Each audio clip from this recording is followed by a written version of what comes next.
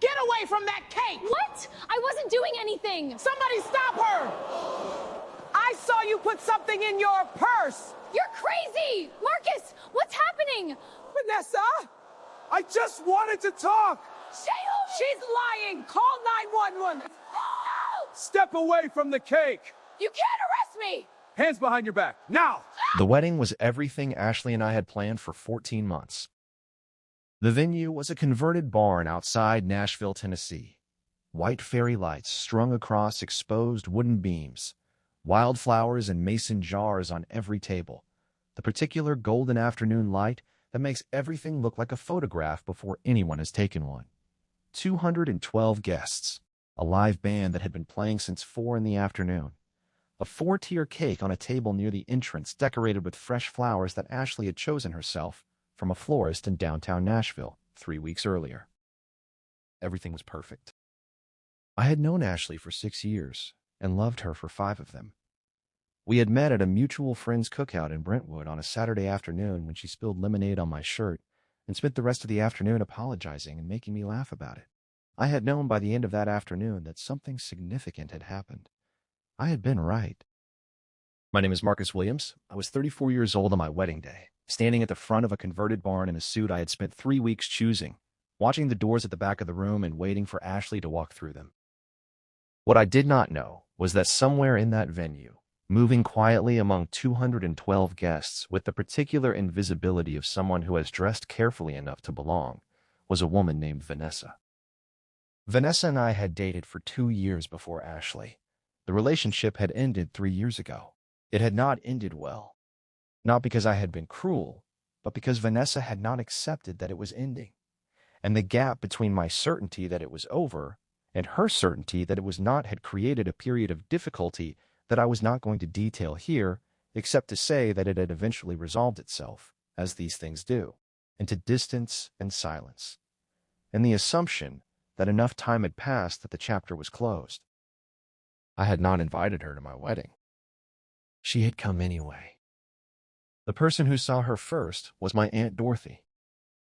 Dorothy Williams was 67 years old, 5 feet 2 inches tall, and had the specific quality of someone who has lived long enough to recognize trouble in any form it presents itself, regardless of how well-dressed that trouble might be. She had been sitting at a table near the cake when she noticed a woman she did not recognize spending what she considered an unreasonable amount of time near the cake table.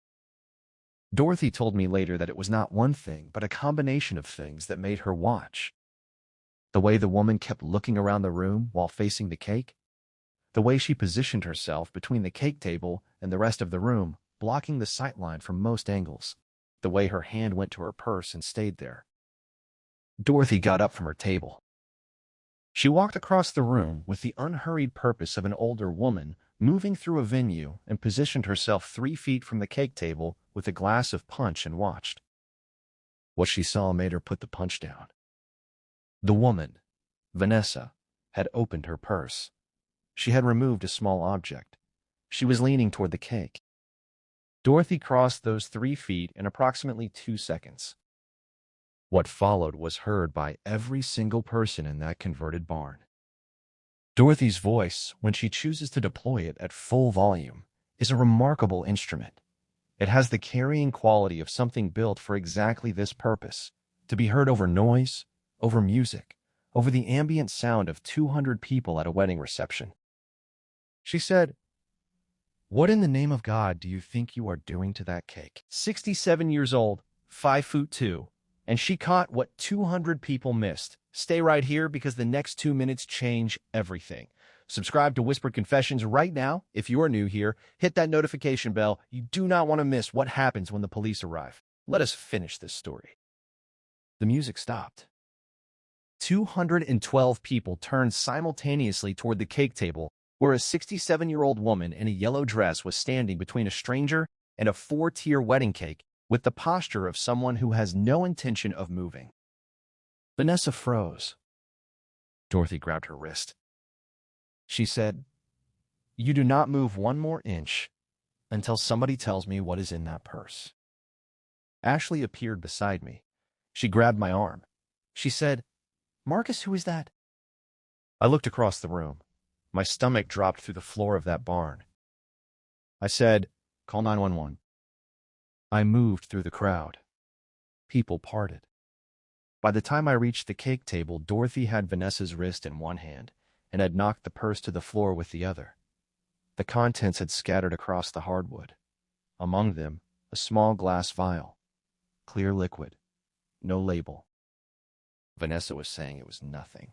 She was saying Dorothy was overreacting. She was saying she had just come to see the wedding and had not meant any harm, and that the vial was her anxiety medication, and that this whole situation was a misunderstanding. Dorothy looked at the vial on the floor.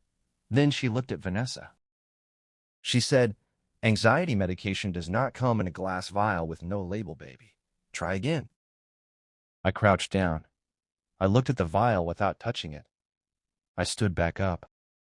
I looked at Vanessa for the first time in 3 years. She looked different from how I remembered her. Not older exactly, but altered in a way that was harder to name. Something in her eyes that had not been there before. The specific quality of someone who has been carrying something heavy for long enough that it has changed the way they hold themselves. I said, "Do not touch anything. Do not let her leave." Then I walked to the entrance of the barn and called 911. The police arrived in 11 minutes. 2 officers from the Metro Nashville Police Department followed 4 minutes later by 2 more. The venue coordinator had cleared a space near the entrance, and the guests had redistributed themselves into the specific configuration of people who understand that something serious is happening and are trying to stay out of the way while remaining close enough to see. Ashley was beside me the entire time, her hand in mine. I could feel her shaking slightly. Not fear exactly, more the particular vibration of someone running on adrenaline who has not yet had a moment to process what is happening around them. The officers spoke to Dorothy first.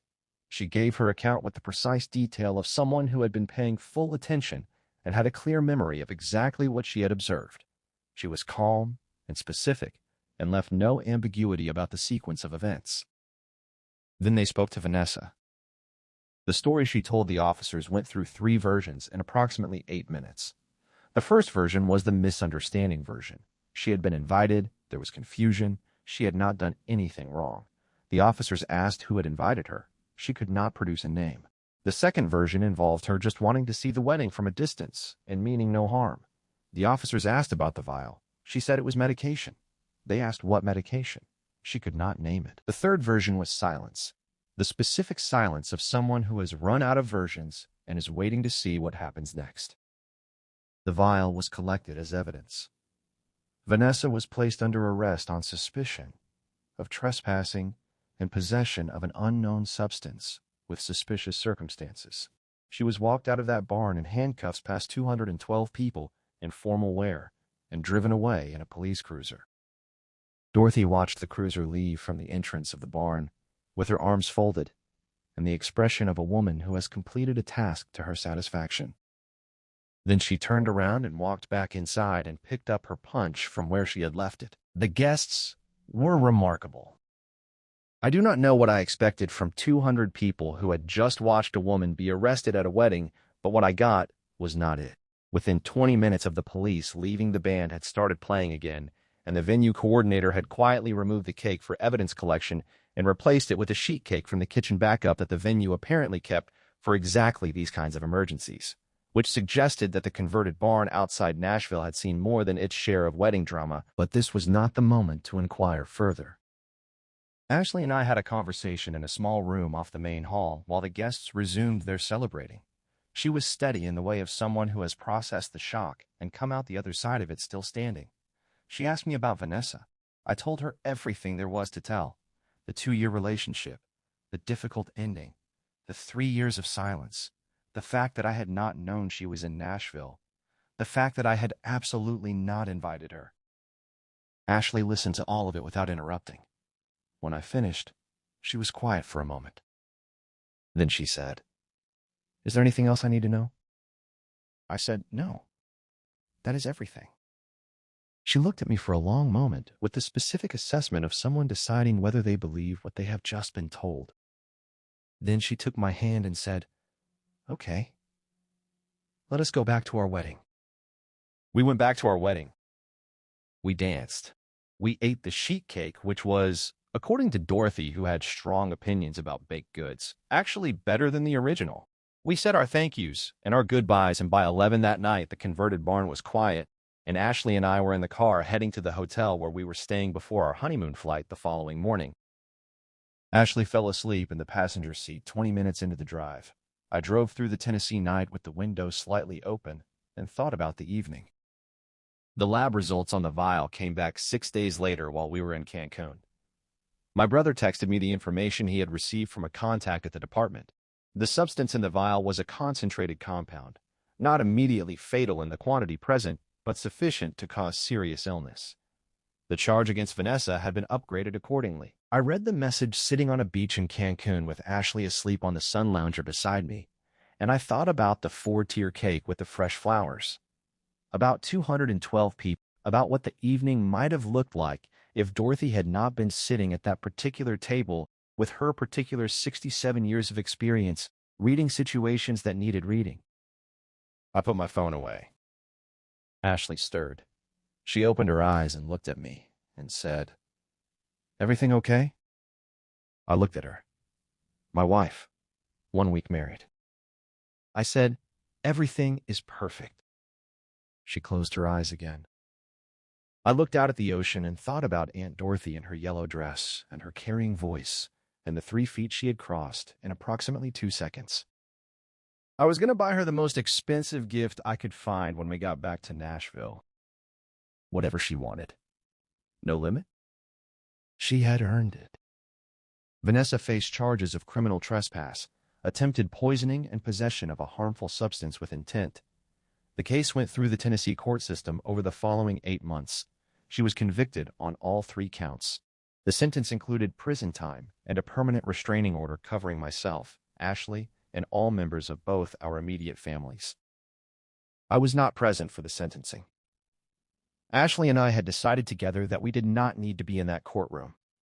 We had said everything we needed to say in our statements to the police. Whatever happened in that room was the legal system doing what it was designed to do and did not require our attendance to be meaningful. We were at home that day, a Tuesday afternoon in Nashville. Ashley was in the kitchen. I was in the living room. The house was quiet in the way of a house that belongs to 2 people who have chosen each other and are comfortable in the silence between them.